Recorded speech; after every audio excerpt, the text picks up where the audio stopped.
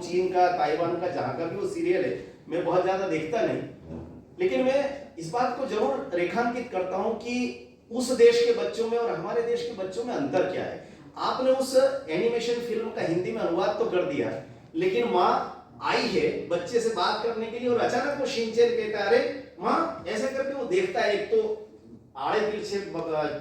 चेहरे रहते हैं, आप छोटा भीम का चेहरा देखो और शिनचैन का देखो तो लगता है कि खैर उस सब विषय की बात नहीं कर रहा, लेकिन अंततः वो बच्चा माँ को कहता है माँ एक मिनट पीछे घूमना, माँ घूमती है तो वो ऐसे ऐसे करता है, फिर कहता है माँ ऐसा नहीं लगता कि इन दिनों तुम्हारा फिगर कुछ चेंज हो रहा है। आप कल्पना कर सकते हैं भारत का कोई बच्चा अपनी माँ का फिगर नापता है क्या? इतनी छोटी उम्र का बच्चा। आप क्या सिखा रहे हैं अपने बच्चों को?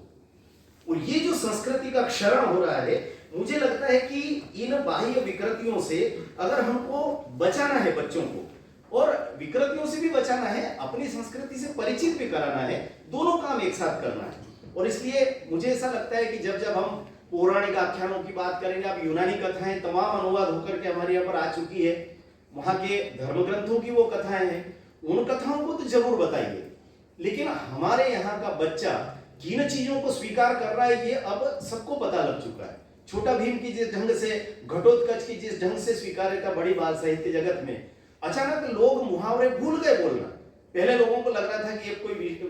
विदेशों में लिखी हुई एक पुस्तक विशेष है, उसकी बिक्री सर्वाधिक होती है, लेकिन बिक्री के सारे रिकॉर्ड टूट गए। आपने अपने पात्र दिए ही नहीं थे बच्चों को। तो इनको सबको भिन्न भिन्न भाषाओं में अनुवाद करना, अमर चित्र कथाओं का जो एक विशाल संसार खड़ा हुआ था, हम सब जानते हैं कि उसको जिस ढंग से भिन्न भिन्न भाषाओं में अनुवादित करके जब भारत के बच्चों को दिया गया तो समान रूप से सभी भाषाओं में उनकी स्वीकार्यता बनी। तो आवश्यकता इस बात की है कि हम चाहे पौराणिक आख्यान हो, ऐतिहासिक आख्यान हो, हम कम से कम अपने कॉन्वेंट में पढ़ने वाले, इंग्लिश मीडियम में पढ़ने वाले बच्चों को, ठीक है वो थर्मोपाइली युद्ध याद कर ले, लेकिन उसको पावनखिंड दर्रे का युद्ध भी पता हो। इस बात की चिंता करने के लिए अनुवाद को ईमानदार बनाने की आवश्यकता है।